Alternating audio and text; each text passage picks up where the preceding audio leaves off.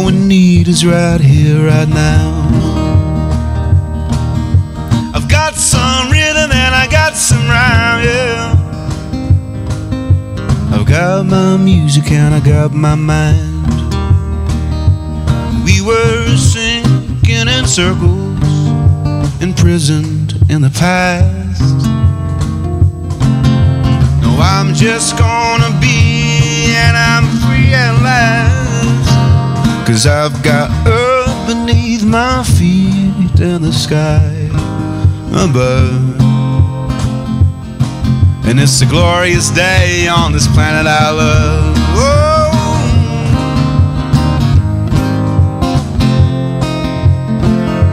Because there's children playing somewhere.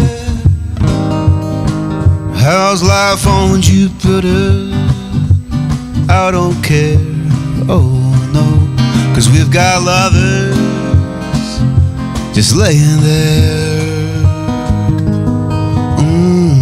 Yeah. Well, I'm no hero, I'm not brave. I'm just tired of being afraid. 'Cause I've been wondering why it was, but it's just life doing what it does. I got earth beneath my feet and the sky above. We've got to rise above that old push and shove. 'Cause I've got earth beneath my feet and the sky above. And it's a glorious day on the planet I love. Whoa, whoa, it's a glorious day, yeah. Whoa, whoa, it's a glorious day. It's a glorious day on the planet I love. It's a glorious day on the planet I love. It's a glorious day on this planet we love.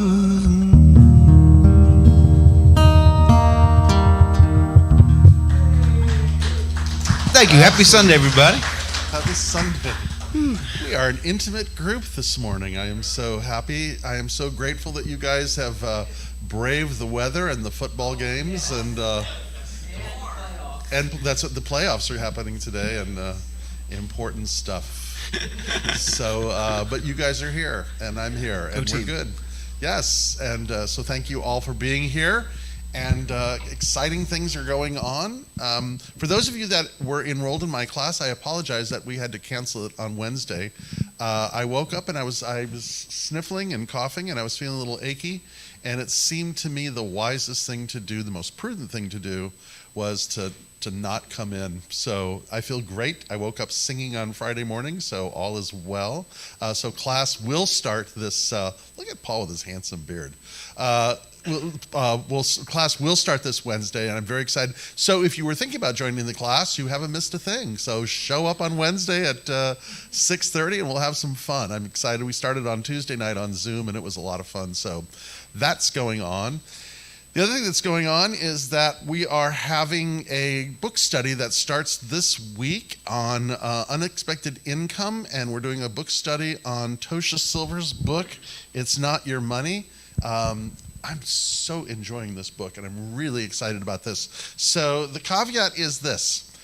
The class, the food, the fun, all that is just yours for the taking, and the only caveat is that any unexpected income that you have coming in during this class, this book study after service for the next 6 weeks, is that there's an agreement that you will keep 90% of it and give us 10. So that seems like a fair exchange. Huh? Oh, books are available in the gift store. They are, yes. There's that's going on. The other thing that's going, two other things that are going on. One is today is the birthday of Dr. Ernest Holmes, 135 years old. Bless his soul. He was the founder of our particular denomination, so that's going on. But more relevant to us, dare I say, more important to us, is today is the birthday of our music director, Lee Coulter. Thank you. Thank you very much. I'm going to get struck by lightning. Yeah. Who doesn't look a day over 134? Thank you. I feel that. Thank you, everyone. I was looking forward to the warmth of coming here. Yeah, happy birthday, dear friend. Thank you very much. Yeah, Thanks, everybody. Happy birthday, dear friend. So, how are things going? Lovely, yeah. Creative, so working on my new EP. So Good.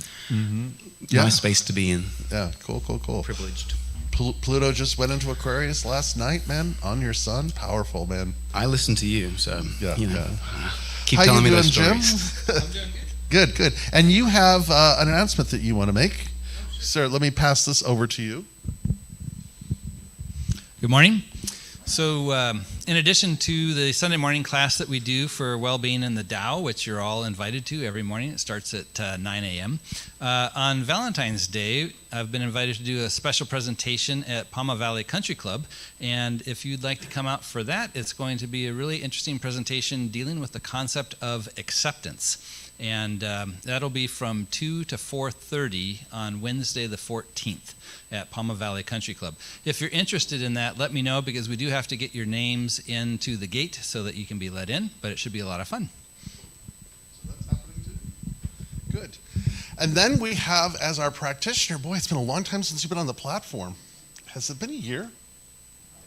Has it been that? I think maybe last spring? Anyway, Jennifer Delio is with us today as our practitioner.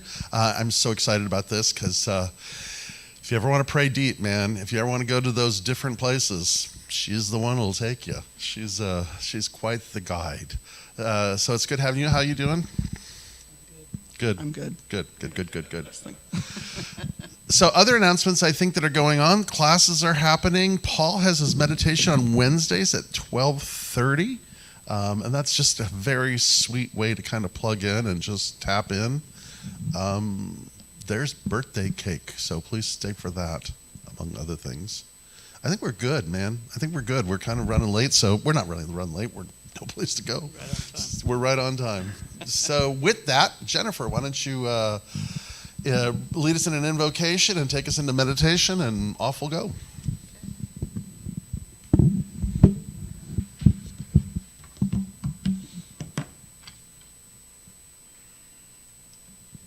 So this is the time when we settle in to our seats, become fully present in this moment, in this time.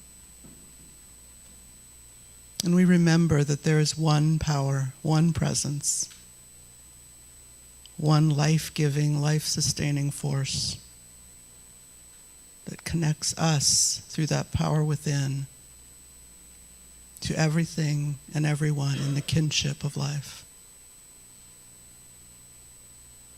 So we stop for a moment to just remember that. And to feel that presence within you. That drop of the ocean that exists only within you.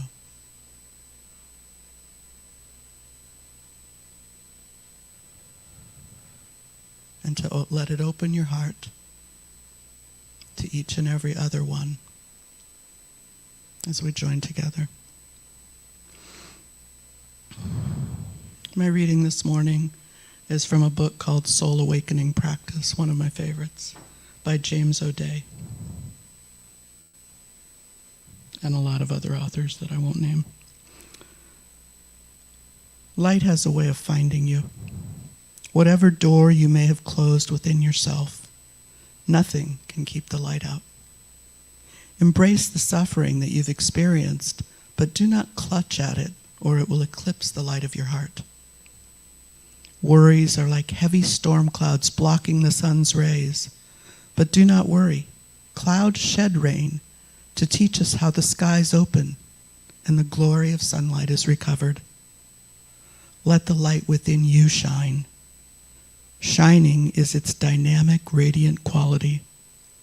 It can penetrate the densest fog of resentment and resistance. It can illuminate the path forward. It is the light of the holy presence within you. And now, if you haven't already, Close your eyes as we go into meditation and listen deeply to the words of the soul awakening practice, feeling each of these lines within you, in your body, in your heart.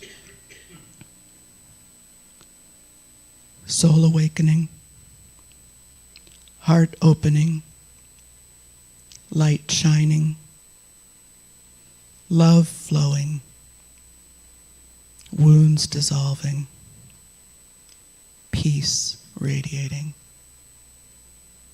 Breathe that in and sit with it in meditation.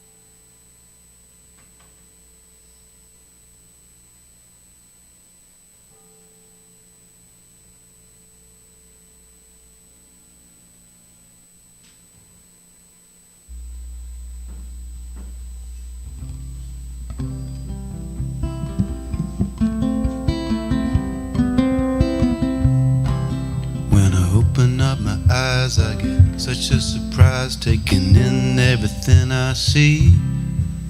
From the sunlight on my skin to the skin I'm living in, a phenomenal anomaly. If you think of every atom, every action and reaction that happened or happened to be, from the very first movement in the universe to the time of you and me, said I'm alive and the world is my stage. You and I, we're living in the golden age. Living in the golden age.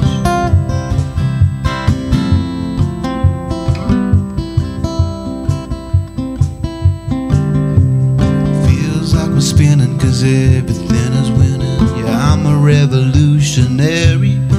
What goes around comes around, from atomic to galactic. We're talking universally. So it's good to see you, friend. I'm sure we'll do this again. But for now, until then, won't you bring it in close for a dose of oxytocin? Let everything do its thing. 'Cause I'm alive and the world is my stage. You and I, we're living in the golden age. Living in the golden age.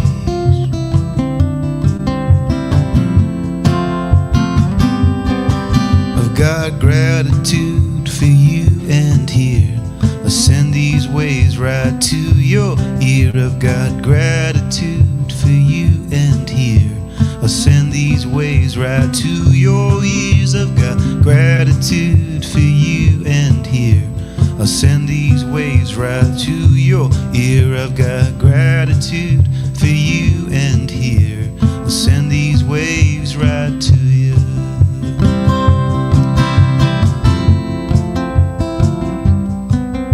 'Cause I'm alive and the world is my stage.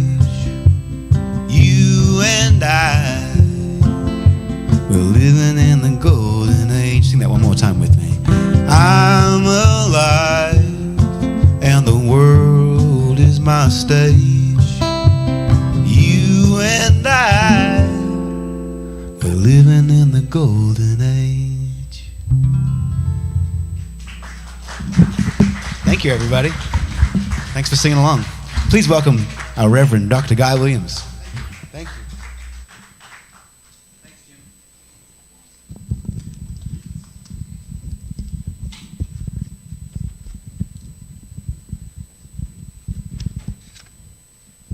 I've got all kinds of stuff up here today.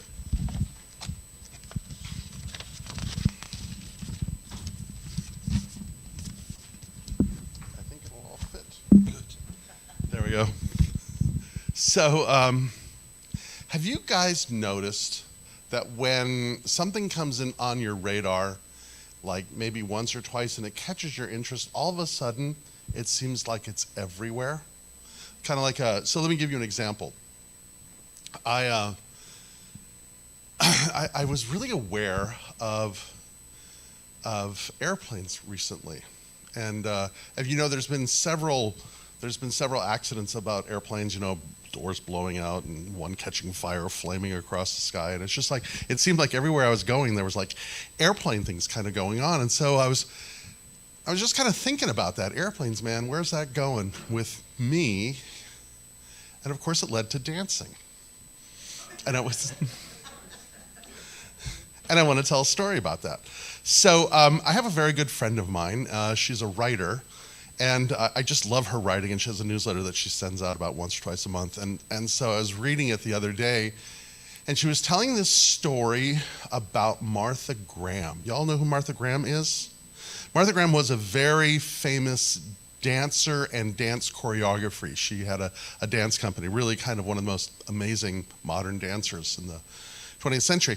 Anyway, somewhere in the late, mid-1940s, she was on a plane from New York to Iran.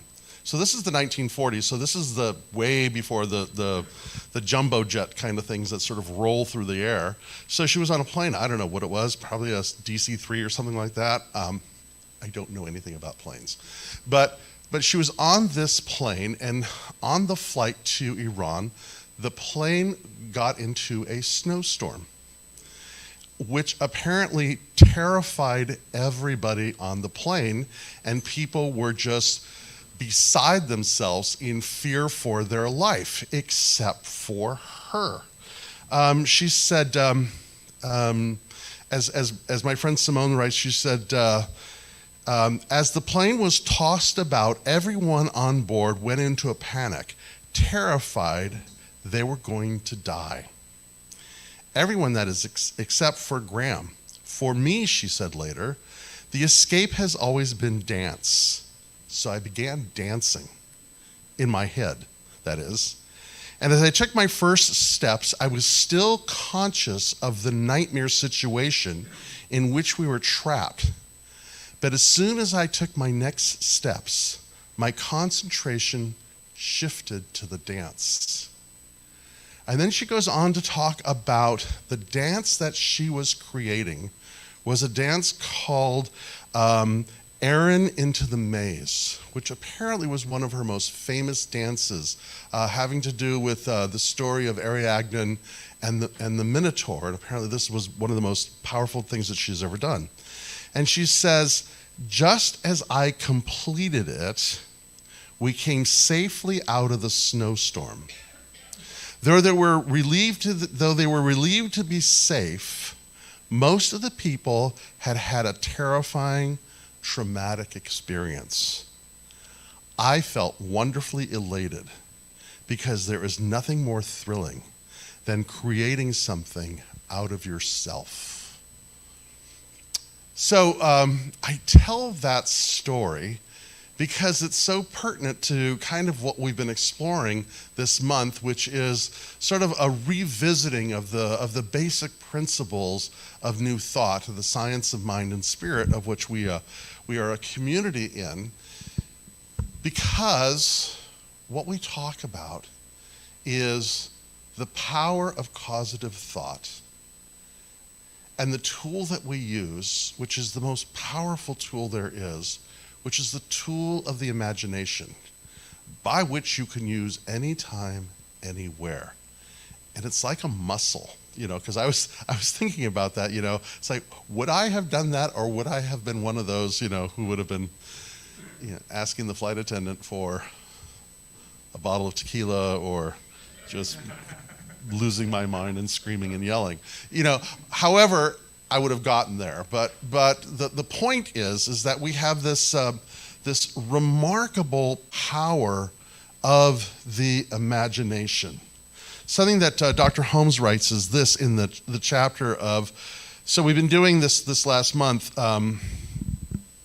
It's called The Thing Itself, How It Works, What It Does, and How to Use It. So we're on what it does. And so something that Dr. Holmes writes is he says, we think something happens to thought.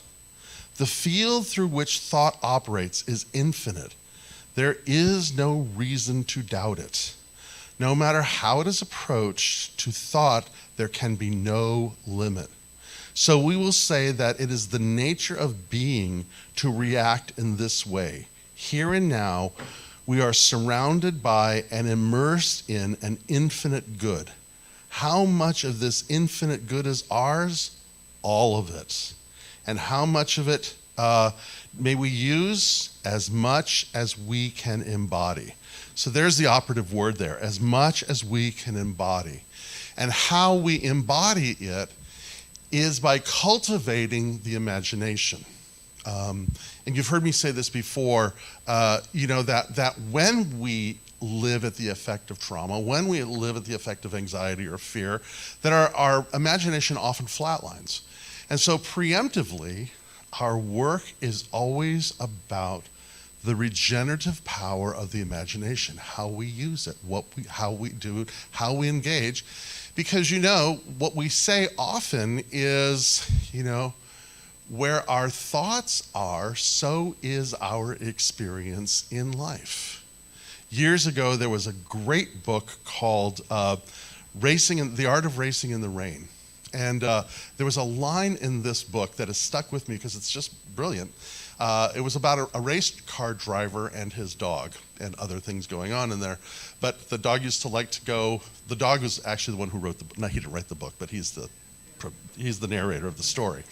And so, but he has a line that says, where the eyes go, the car follows. And anybody that has ever ridden a motorcycle knows this to be really true, because many people who sort of run into trees and walls and things like that they're trying to avoid, if you're watching the thing that's scaring you, where the eyes go, the car follows. So where our imagination is, where we spend the most of our time in thought, is the direction that we are going in, right? And so the trick is cultivating the imagination to not get, as Emma Curtis Hopkins says, mesmerized by the conditions of things, but to allow our focus of attention to the thing that is there, the thing that is calling us, the thing that is luring us, the deeper experience of what it is that we want. And what I would also say about this is that the training takes part by having a clear image of who we are. One of the things that I found, in the last 20 years in ministry is it's not so much about focusing on the thing, but the experience that we believe the thing will bring us.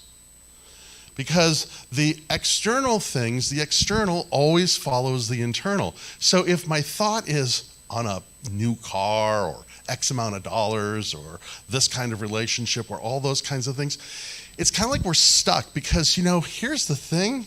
Maybe those things aren't ours this time around.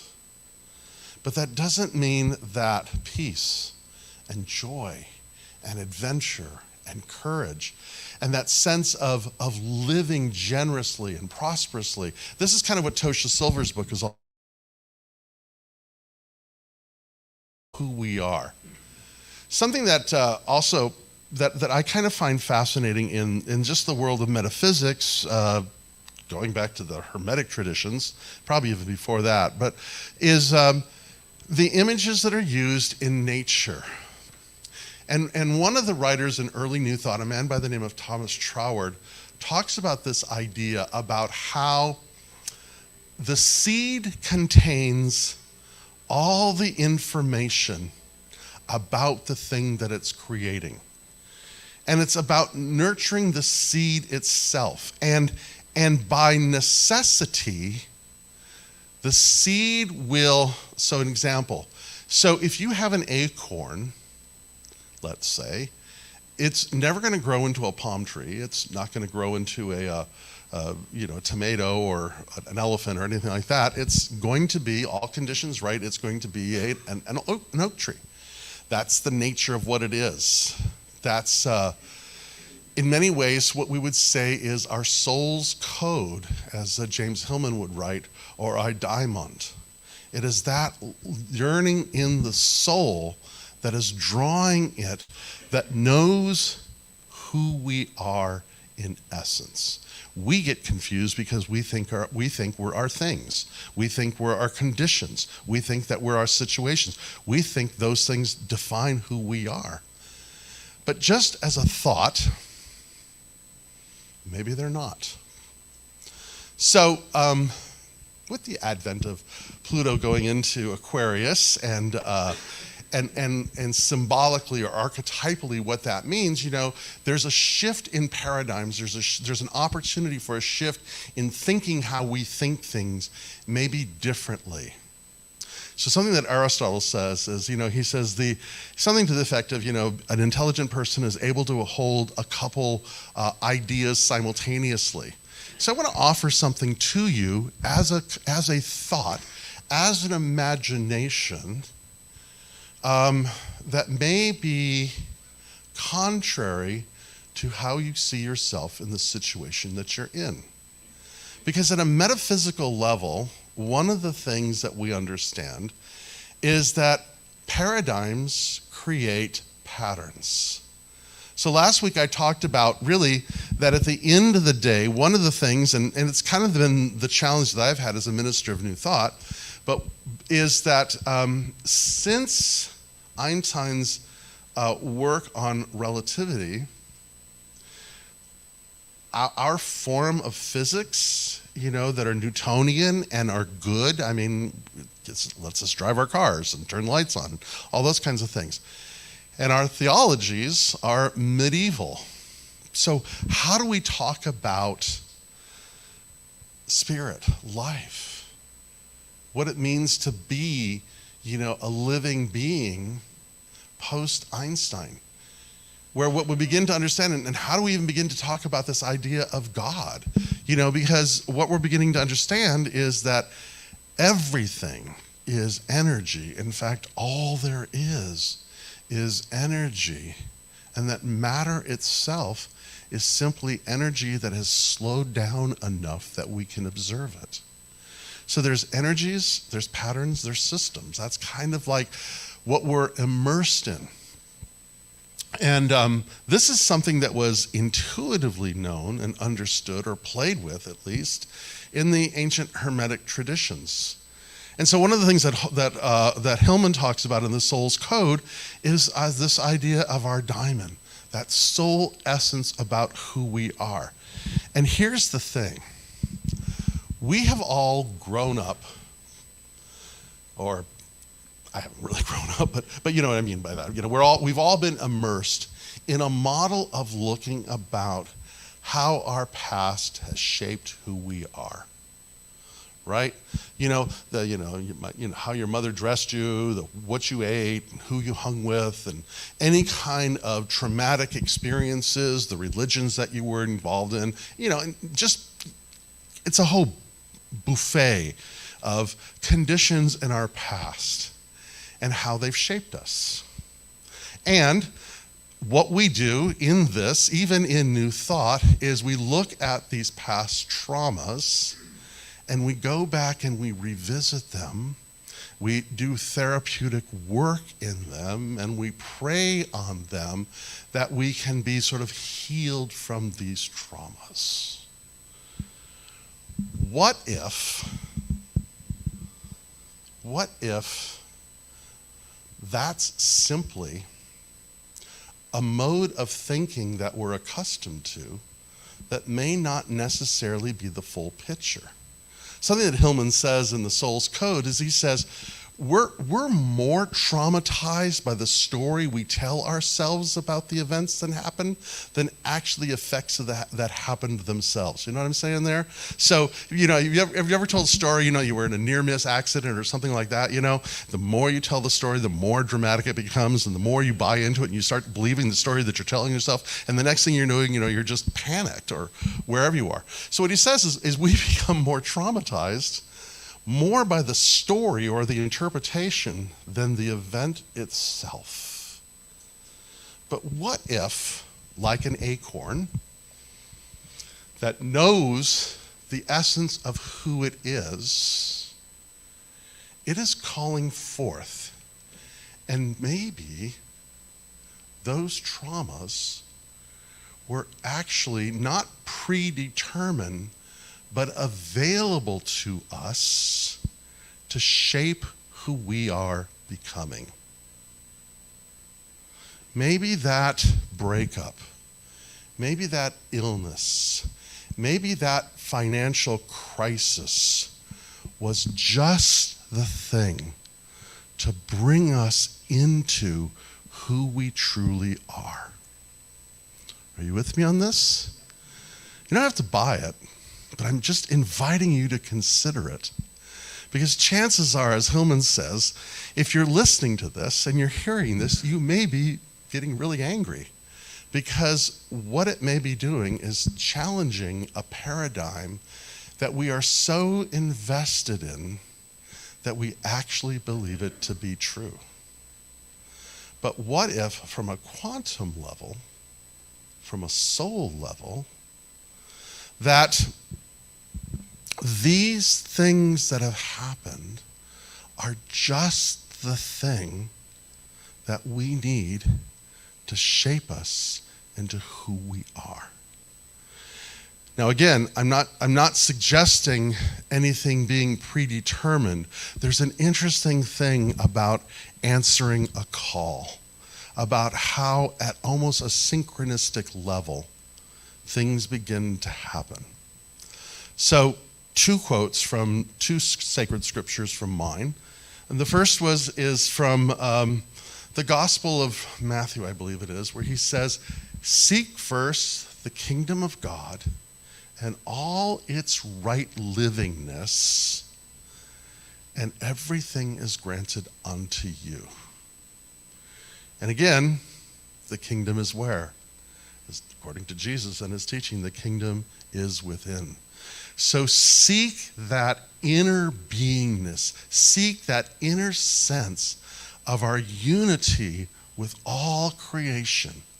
And we anchor ourselves into that unified sense of who we are, and everything then begins to work and draw to the experience that our soul is yearning for.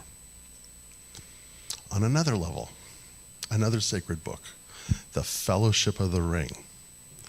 There they all are in Rivendell. All of them, Boromir, Aragorn, Legolas, Gimli, all of them there. And all of them appearing to be there randomly. Except what had happened is each of them had a yearning. And as they said yes to that yearning, it led them to this place where they encountered the others who were also led to this place, as if it was planned, but in fact, it is simply how the divine works. Last week I talked about, let me give this quote first, and then I'll go into what I was going to talk about here.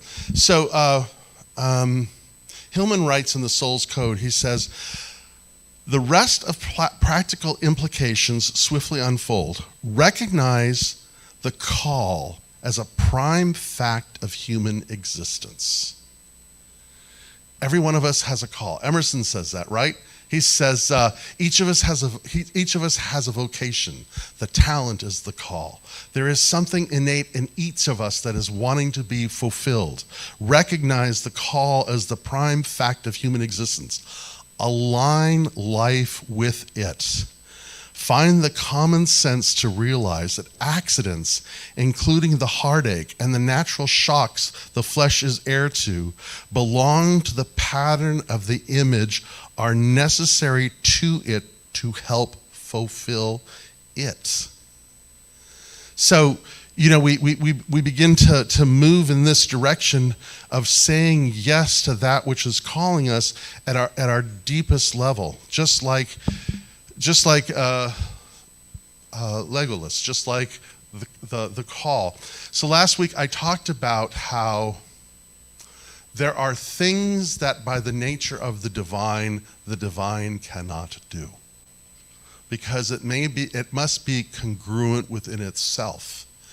But if we look at these Abrahamic traditions and the wisdom that is in there is something offered. One is that in the Hebrew tradition, in the Hebrew Bible, the word for creation is bara, which means to enter into relationship. So the creative process is to enter into relationship with the divine energy that is permeating all things. And that is how we create. And that the divine does not force, predetermine, manipulate, intervene in any way, but in every condition. The wise, unrelenting love of that which we call God is always available to us, is always luring us, is always inviting us into the great expression, the full expression of who and what we are. Another way of saying that is there is something innate in each and every one of us. And when we say yes, all creation benefits. And when we say no, all creation is delayed. There's a book that I'm reading by the author, his name is Shilbley, I think. It's called The Key. He's the guy that wrote the book Communion. And again, I'm just inviting you to consider the idea. Pretend that you're open-minded. But his first book that he wrote was a book called Communion. And this guy, it's phenomenal, but he relates his encounters with extraterrestrial beings. And of course, Pluto and Aquarius, we're probably going to find out we got space brothers and sisters. But in either case, that's not where I'm going. The point of it is that in these communications, but he had this one experience where he talks about when he's having a conversation with this being that says to him, you guys should be traveling in inner space you guys should be traveling interstellar. You guys should interstellar be traveling. I don't know how to say that, but you know what I mean. You guys should be in outer space by now. But what happened is because of the Holocaust, the individual that was going to develop the physics and the technology to take you off this planet was never born. Therefore, the entire human race is stuck and delayed because this thing did not fulfill itself. And what I'm going to offer is that is true for each person in this room. Is that opportunity for the world to continue, for us to participate in the co-creation of this vast, beautiful, imperfect, unfinished universe that we live in is contingent on you. And it's contingent on you saying yes. Tosha Silver, in her book, says this. She doesn't say that. Well, she says that, but she says that later, earlier. She says this. Again, interestingly enough, going back to Martha Graham. The great Martha Graham once said to the dancer and choreographer Agnes DeMille, there is a vitality, a life force that is translated through you into action.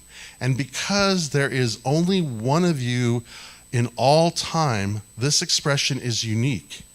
And if you block it, it will never exist through any other medium, and it will be lost. The world will not have it. It is not your business to determine how good it is or how valuable, nor how to compare it with other expressions. It is your business to keep yours clearly and directly, to keep the channel open. So my invitation is this, is in the practices that we are doing, is to sit with the possibility that God knew what it was doing when that individualized expression was incarnated into this world at this time in those conditions that express themselves in the person sitting in your seat. And that there is a call, a vocation that intuitively we know. And our job is not to figure out how to do it, but to simply say yes to it. To seek forth the kingdom within. And all that we need and all that we desire and all that is necessary for the seed to take fruit and the full expression of who we are is given. Thank you.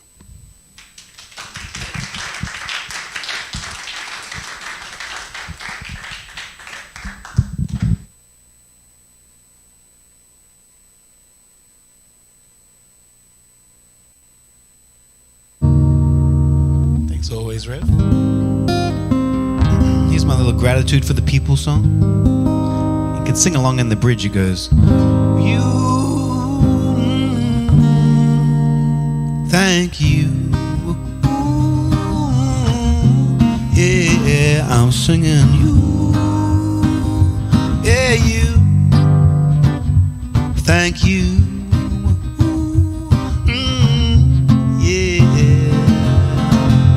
Maybe one man and a microphone, but I didn't get here on my own. Mama taught me my first song, and brother let me sing along when they didn't have to.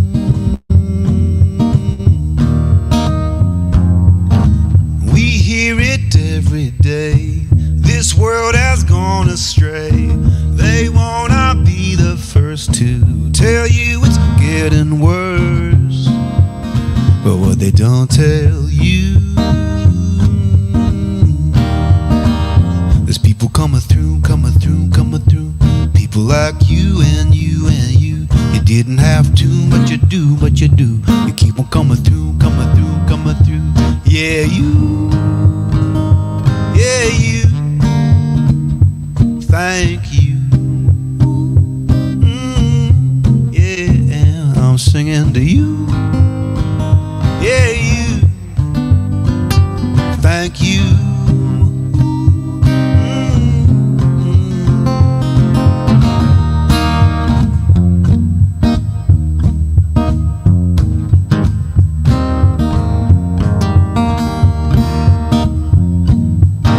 When you feel like you can't cope and you're at the end of the rope, just leave your heart wide open. You start to feel that hope. Come on through.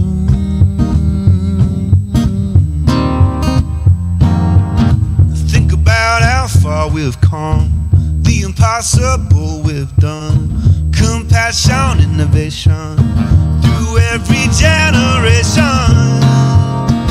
There's people coming through, coming through, coming through. People like you and you and you. You didn't have to, but you do, but you do. You keep on coming through, coming through, coming through. Yeah, you. Yeah, you. Thank you. Yeah, I'm singing you. Yeah, you. Thank you. The people coming through. People like you, people coming through, people like you.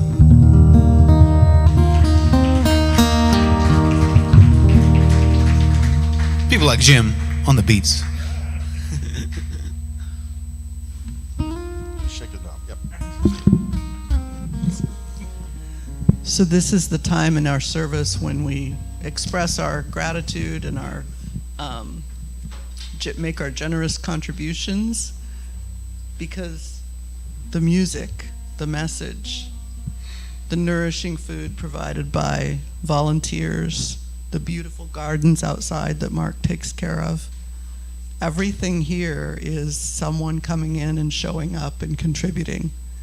And so we can contribute and show our generosity and our gratitude for those contributions that our fellow collaborators in this have shown up and given.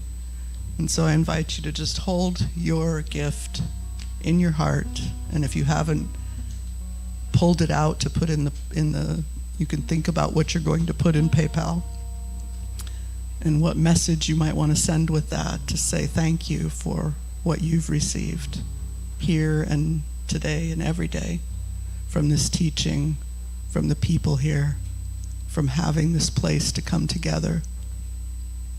and experience that nourishing, life-giving power and presence. So just open your heart right now and offer your gift. Thank you.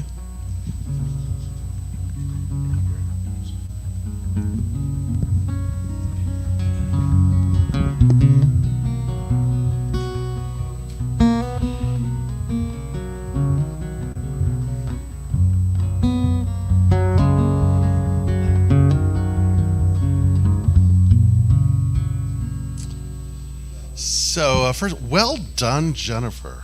Nice. It's like riding a bicycle, man. You were just like on it. Oh, yeah. Beautiful today. Did a fabulous job today. Thank you for being on the platform with us. Thank you.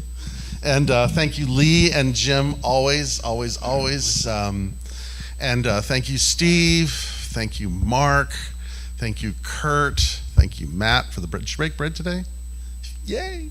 So I try not to do carbs, but like I tell myself on Sunday, I can have your bread because it's fabulous. Liz was out here making things look good. Annie was taking care of everything, I suppose. And anybody, if I missed anybody, the three graces that are in the gift store there, we got books in there. There's all kinds of cool things going on in there. So jump on in for that. So all kinds of good things. So please stick around. Maybe in about maybe like just a few minutes after we end service and Lee is done, please join us in the community room so we can sing and have cake, a tradition as old as I think Jesus himself. So we'll do that at least. And then if you'd like prayer, please do not leave without the benefit of prayer. And there are so many ways to do it. You can meet with Jennifer about 5 or 10 minutes after service in the Emerson room. She'll conduct a prayer circle. You can fill out prayer requests in the back where the candles are, there in the narthex, and the practitioners get together during the week and we pray on those. Or you can talk to one of the other practitioners, who I will call forth here now, and just ask them if they will pray with you, and they would be more than happy to do that. And by the way, I'm going to out Terry. You can pray with her too. She just doesn't come up here. She's subtle. Like a heart attack is subtle, but so thank you all for being here. For some of you today, I know it was an effort. It was cold, it was wet, it was rainy. Your team was in the playoffs, and yet, just like the Fellowship of the Ring, you said yes to a calling that has brought us here together as a community today with great things. So with that, let us just pray again in that place of gratitude for all the good that is there, all the good that is unfolding. May each of us this day and tomorrow and the day after that be filled with wonder and amazement and awe. May it bring us to that point where we see the divine in all things. May we always act in reverence to that. And may each of us answer that call that is our service, our Dharma, and the world is made new. And I give thanks. I let it be. So it is. So it is. All right, Lee, take us home. All right. It's my birthday and I like to dance, so I'm going to celebrate a little bit.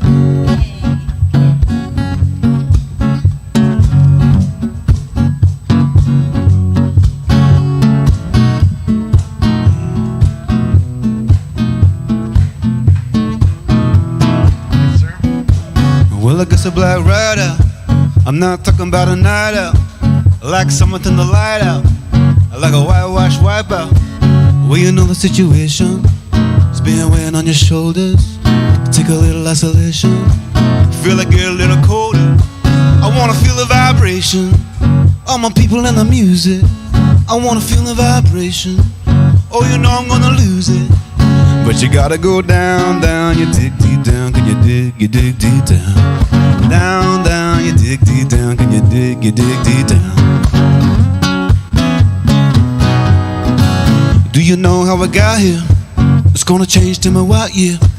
Just trying to get a shot here. Let it fall if you got fear, cause you gotta let your soul shine. Yeah, you gotta have a good time.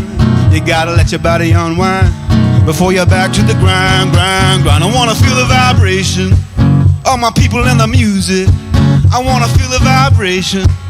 Oh, you're not gonna lose it. But you gotta go down, down, you dig deep down. Can you dig deep down? Down, down, you dig deep down. Can you dig deep down? I'm singing down, down, we dig deep down. Can you dig deep down? Hey, down, down, you dig deep down. Can you dig deep down on a Sunday? Whoa!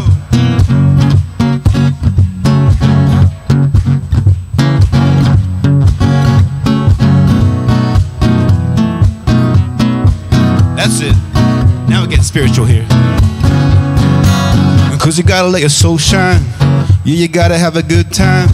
You gotta let your body unwind before you're back to the grind, grind, grind. Yeah, you gotta let your soul shine. Yeah, you gotta have a good time. You gotta let your body unwind before you're back to the grind, grind, grind. I wanna feel the vibration. All my people and the music. I wanna feel the vibration. Oh, you know I'm gonna lose it. But you gotta go down, down, you dig deep down. Can you dig deep down? Down, down, you dig deep down. Can you dig deep down? I'm singing down, down, you dig deep down. Can you dig deep down? Hey, down, down, you dig deep down. Can you dig deep down?